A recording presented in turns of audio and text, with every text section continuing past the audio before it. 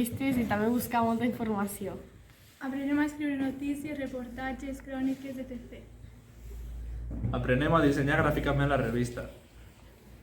Aprenem a publicar la informació i mantenir la pàgina web. Aprenem a treballar en equip.